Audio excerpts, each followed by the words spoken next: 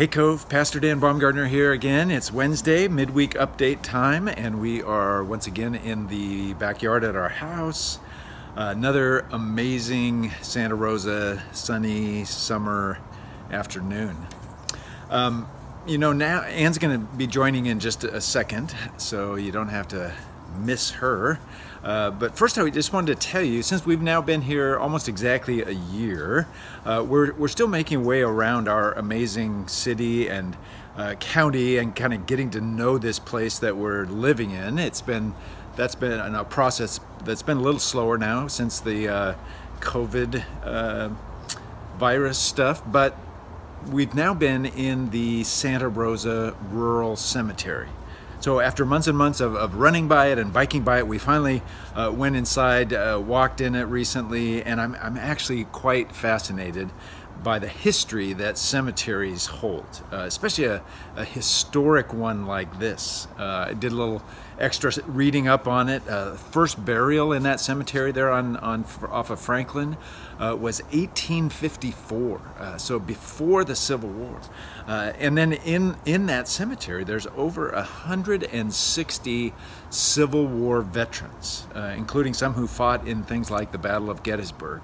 There's a monument and a burial site of people who died in the 1906 earthquake. I mean, it just goes on and on. It's a veritable history of the Santa Rosa area. Historic names, family names, the McDonalds, the Doyles, evidence of early immigrants from other countries, things to be proud of, things not to be proud of. It's all reflected in a cemetery like that. But I'm also interested in the symbols that are represented in cemeteries and on headstones. And if you look hard in this cemetery, but almost any cemetery, you'll see something, and I'm going to show you a few different pictures here, but you'll see something that looks like this.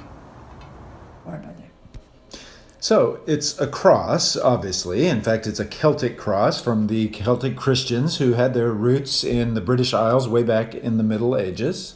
So clearly a cross of Jesus, but as you can see, there's a circle attached to it.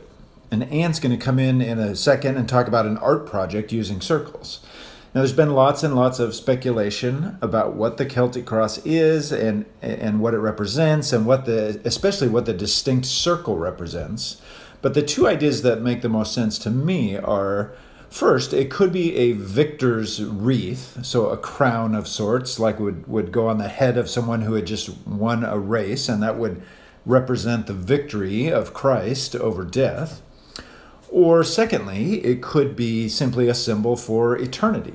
A circle, of course, has no beginning and no end, just like we believe that God has no beginning and no end. So it's one, it's whole, it's perfect. And there are lots of other Christian symbols that utilize circles as well.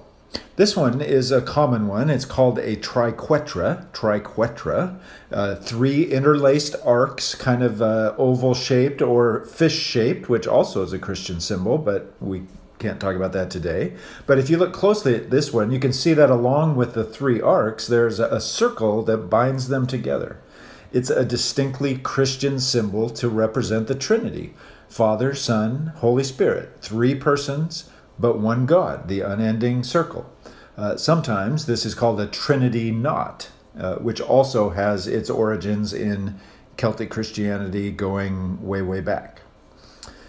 And then finally, in a similar way, just three interlaced circles like this one. It's another depiction of the Trinity of God, Father, Son, Holy Spirit. Eternal, unending, three distinct shapes, but bound as one together. And without any of the three, it would be incomplete. So we thought it would be cool if we could combine an art project using circles, which, as I've said, are so fraught with meaning down through Christian history. And of course, to do that, we need Anne. So here's Anne. Hi, Cove.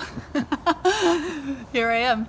I want to show you a little video just about circles, just the symbol and the physical form of circles. And then I'm going to take you into my studio and explain the project and We'll go so from we there. go from there. Yeah. Okay.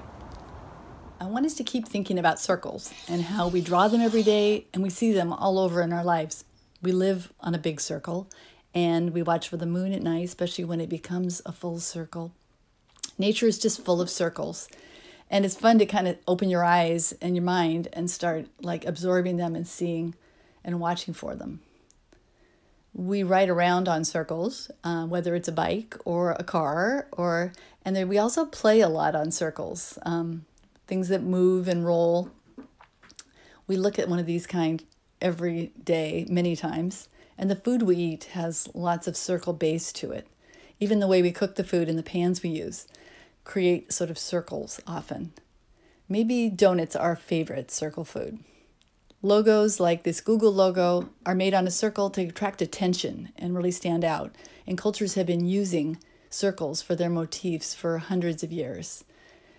Even ancient cultures, actually. This was some Celtic cross and knot circles. And artists are still using circles with dots and optical art. Is just a way to add interest and design and texture. A circle is a really dynamic base.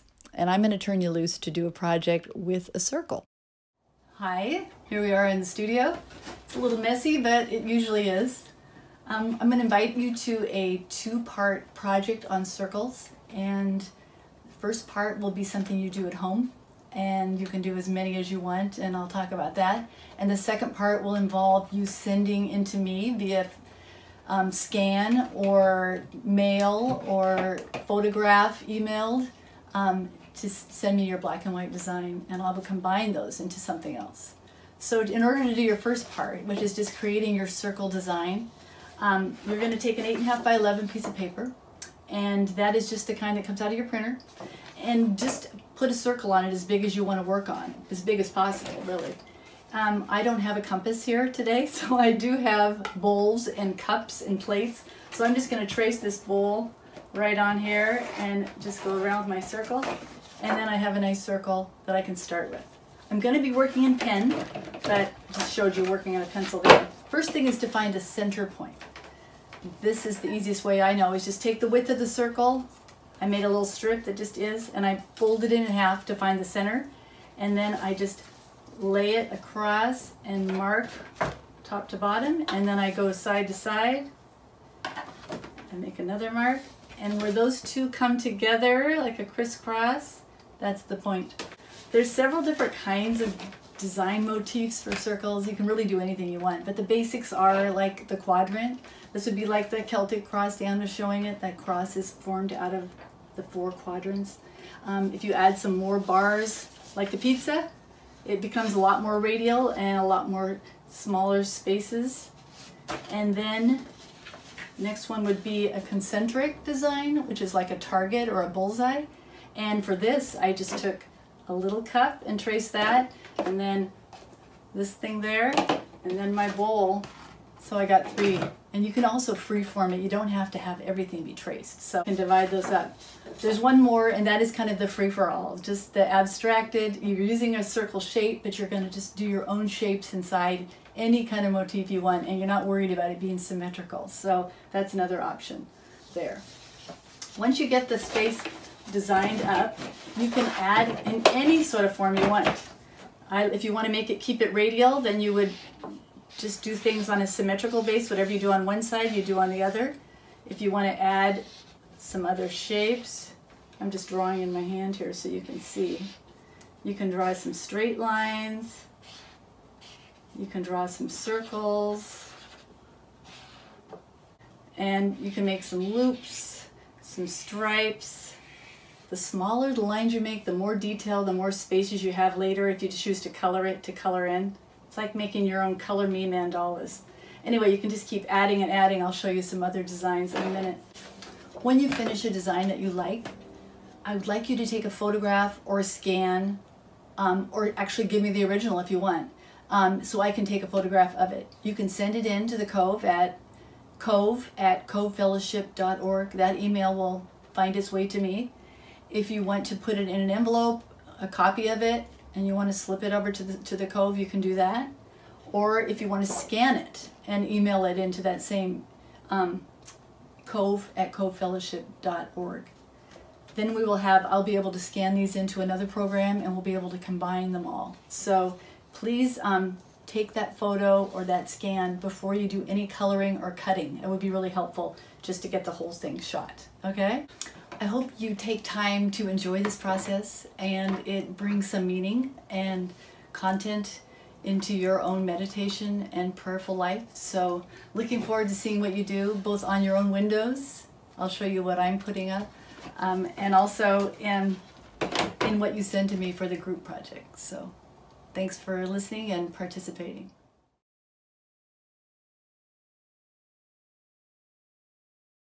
Okay, well, I think that's what we have for today. Lots of talk about circles, a cool project to participate in and do as a community as well. So we're looking forward to see what all that looks like. Hope you have a great week, and we'll see you soon. Bye-bye. God bless.